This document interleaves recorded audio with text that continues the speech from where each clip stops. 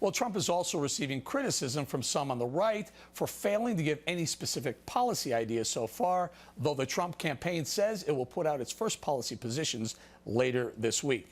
Joining us now from Washington, Republican communications strategist Adam Goodman, and from Dallas, presidential historian Jane Hampton Cook. Adam, let me start with you. Is it safe to say Donald Trump is hitting a nerve with Americans who feel disenfranchised by the established political class in Washington? So maybe policy isn't their biggest concern right now? No question. He's breaking every rule in the book. He's speaking at people instead of to people. He boasts of his success.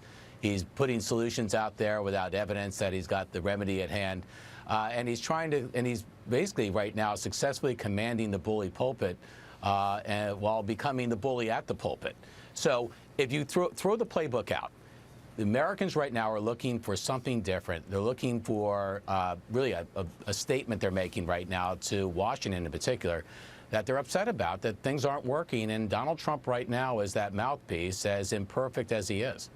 Jane, Trump historically, anyone like him ever? Some say the entertainer in Reagan or the anti-establishment of Barry Goldwater. Have you ever seen anyone commanding this type of zeitgeist with being so, just for being so different?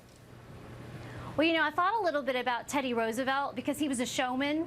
He had that showman skill, the bully pulpit that we just talked about. That came from Teddy Roosevelt. But he's certainly a very different persona than Teddy Roosevelt in terms of policy and things like that.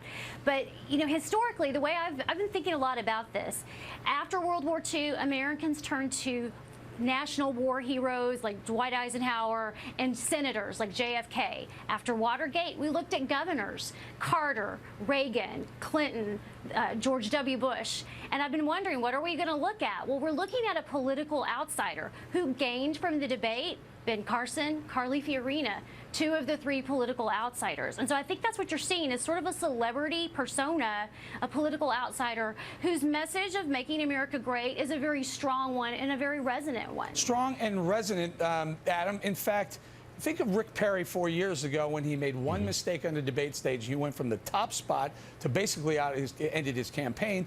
Or Howard Dean, he made a one-line comment when he was moving up the polls, and that ended his. Donald Trump seems to have these moments, but he's defying logic and defying political gravity, as we pointed out earlier. Well, certainly, Eric, he's playing completely outside the lines right now. So, to look through the prism of an insider, I heard the comments earlier in the lead up to the show from Rand Paul. He's trying to critique this in traditional, conventional terms. You can't really put that on Donald Trump. He's something different. But here's where I think he's going to have a problem. It's wearability. It's durability. At some point, I think we move from entertainment to a true desire to find who's going to lead. Now, he does check a number of boxes, but so do others, like Carly Fiorina, outsider, like Carly Fiorina, experienced CEO, experience hands-on, like Carly Fiorina, someone who's willing to take on the system, like Carly Fiorina. So there are others who can take this role. It's very interesting, even, Eric, to see in the debate how Chris Christie, who's been inside the system as governor of New Jersey and before that as Attorney General, tried to take it to Rand Paul as if Rand Paul's the insider and he's the outsider. People want something. They're looking for something visceral, fresh, and different.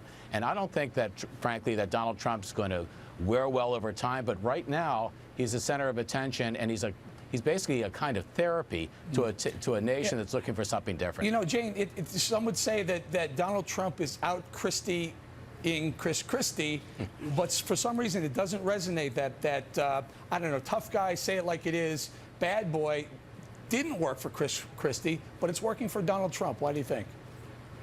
Well, I think it may be working for Donald Trump within certain groups, certain, if your issue is an issue that he's brought up already, I think that works.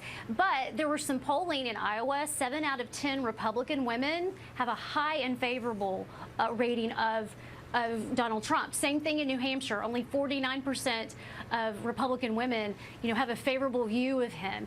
And so that's where you've got to look too, is what demographic is he really pulling in? And is he turning off demographics as he's bringing in some? Is he turning off others that are, have voted Republican in the past? So I think that's something that needs to take a look at. Adam, you mentioned something in the last answer. You said at some point, it's going to wear off.